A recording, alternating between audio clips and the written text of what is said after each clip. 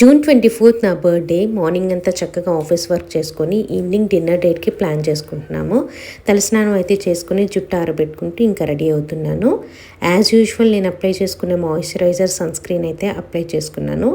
And dinner date కాబట్టి blush లాగా నాకున్న లిప్స్టిక్ని యూజ్ చేస్తున్నాను.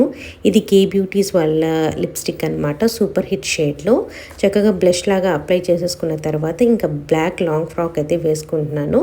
డిన్నర్ డేట్ కాబట్టి బ్లాక్ లాంగ్ ఫ్రాక్ అయితే బాగుంటుంది. అండ్ హై హీల్స్ వేసుకున్నాను తర్వాత.